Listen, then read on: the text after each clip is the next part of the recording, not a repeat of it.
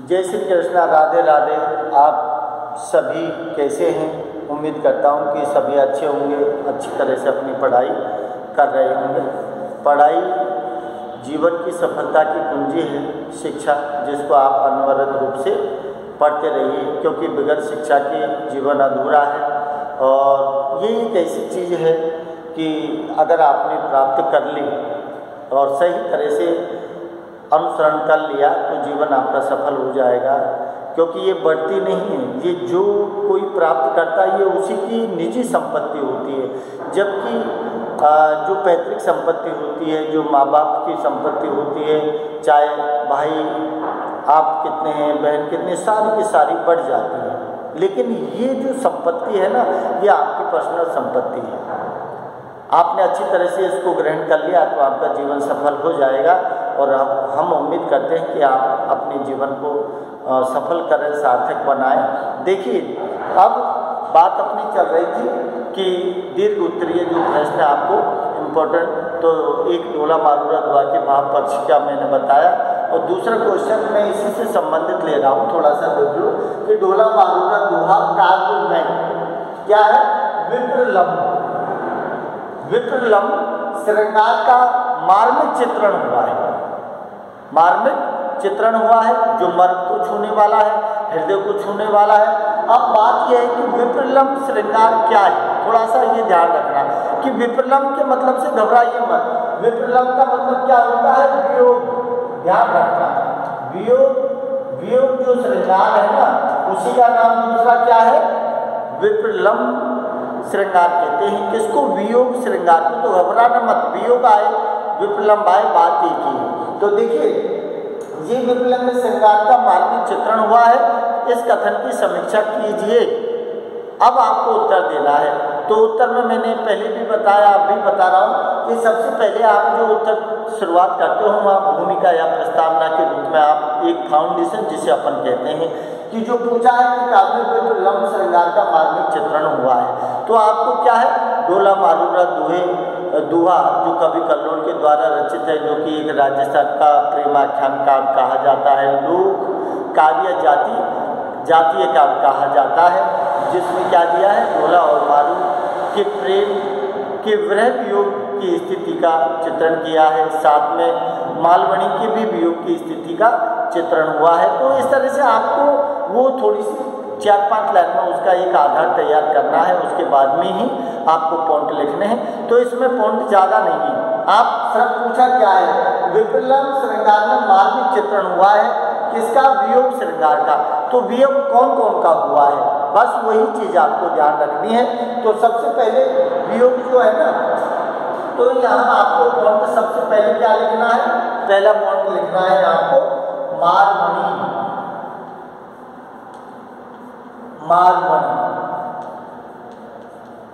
मालवणी का विरह वियोग। मालवणी का विरह वियोग। और दूसरा देना है आपको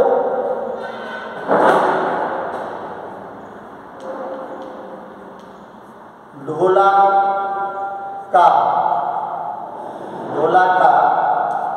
विरह वियोग। ढोला का विरह वियोग। और तीसरा आपको देना है मालवणी का विरह वियोग। मालवणी का विरह वियोग। और चौथी चीज आपको क्या लिख देनी है? निष्कर्ष लिख देना है। बस यही 3 पॉइंट ध्यान रखना। आप दीर्घ उत्तरीय प्रश्न आए तो सबसे पहले मारू का विरह वियोग का चित्रण है। अरे सीधी बात है कि पुंगल प्रदेश का राजा पिंगल कहाँ आया है?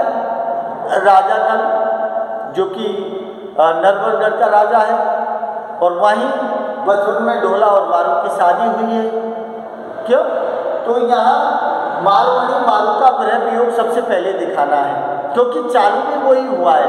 क्योंकि जब मारू व्यस्त संधि पार करने के बाद पहुंची है, और जैसे स्वप्न में उसने डोला ढोला को देखा है, अपनी सखी सहेलियों को सुनाया है, सखी सहेलियों ने भी उससे बात ये बताई है कि आपके बचपन में शादी हो चुकी है ढोला के साथ।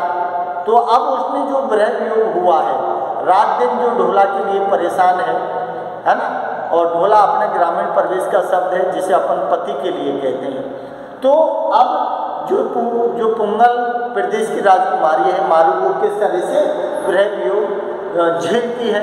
और इसमें क्या है कि जो ढांडी जो शब्द आया है वो किसके लिए आया है, ध्यान रखना, संदेश वाहक के लिए ढांडी शब्द आया है। तो ढांडियों के माध्यम से उन्होंने क्या भेजे हैं, अपने प्रेम पत्र भेजे हैं, अपनी सूचना भेजी है कि मैं जवान हो चुकी हूँ, आपकी पत्नी हूँ, आप आ जाइए, मुझे ले जाइए, सारी बातें लिखी हैं उन्होंने। तो विरह वियोग सबसे पहले किसका दिखाना है, मारवाणी मारू का दिखाना है। मारू कौन है, किसकी पत्नी है, किसकी पुत्री है, कहाँ की रहने वाली है, ये सारी चीज आपको यहाँ विरह वियोग के साथ पेश करनी है।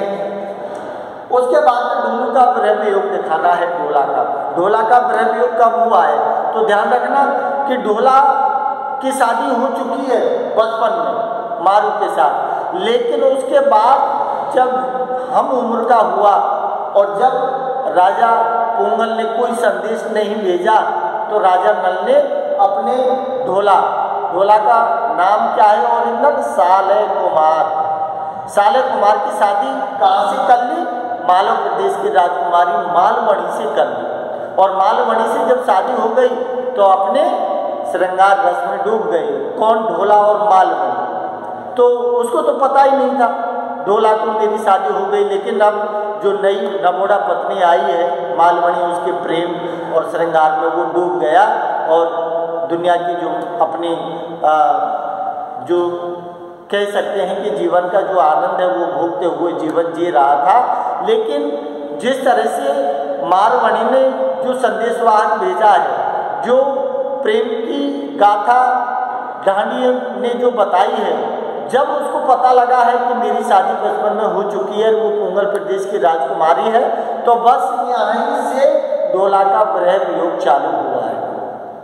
तो फिर मालवणी को उसने छोड़ा है और मालवणी को छोड़ने पर विरह वियोग किसके तड़प कर रहा है, अपनी जो पुरानी पत्नी है जो बचपन में शादी हुई थी उस मारू के लिए वो तड़पा है, उसका भी विरह वियोग हुआ है। वो जाना चाहता है लेकिन उसको नहीं जाने देती है। कौन, मालवणी को पता लग गया इस बात का कि मारू के साथ इसकी बचपन में शादी हो गई, अगर इसको पता लग गया और ये चला गया तो मेरा जीवन बेकार हो जाएगा। इसलिए चाहे सर्दी आए, गर्मी आए, बरसात आए, जब जब कहता है ढोला कि मैं जा रहा हूँ, तब तब वो मना करती है। और जितने भी मारू के प्रेम पत्र आते हैं ढांडियों के माध्यम से, उन सारों को फड़वा देती है, उस तक खबर नहीं भेजना चाहती है। तो यहाँ पता लगा है ढोला को ढांडी के माध्यम से, और फिर वो ऊँट जो रेगिस्तान का जहाज कहते हैं, ऊँट पर बैठकर सीधा कहाँ जाता है, पुंगल प्रदेश पहुँचता है, वहाँ से अपनी जो मारू है उसको लेके आता है। तो विरह वियोग इसका भी हुआ है। और तीसरा विरह वियोग हुआ है मालवणी का, लेकिन ये सबसे लास्ट में हुआ है। मालवणी जो मालव प्रदेश की राजकुमारी है, जो ढोला हम उम्र का मतलब 17-18 वर्ष का बड़ा हुआ, शादी हुई मालवणी के साथ, जीवन रंगरेली जो मौज मस्ती सारी अपने आनंद से जिया। और उसके बाद मालवणी ढोला कहाँ चला जाता है, अपनी मारू बचपन की शादी हुई है उसके विषय में पता लगता है, उसको लेने के लिए बीकानेर चला जाता है। और वहाँ जाने के बाद फिर मालवणी के अंदर अपने प्रियतम जो पति है, जो साले कुमार है, उस साले कुमार के लिए क्या है, मालवणी के मन में विरह वियोग उत्पन्न हुआ है। ध्यान रखना ये तीसरे नंबर पे है।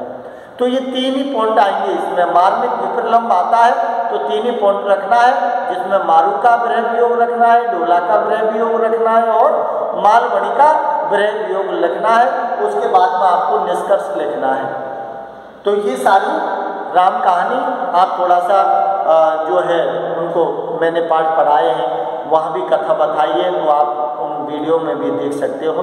और ये थोड़ा सा ध्यान रखना कि ये 2 क्वेश्चन थोड़े से महत्वपूर्ण हैं, दोनों को देख लेना। अगले पाठ की वीडियो में अगले उसमें बनाऊंगा। नमस्कार। अच्छे लगे तो लाइक शेयर जरूर कर देना।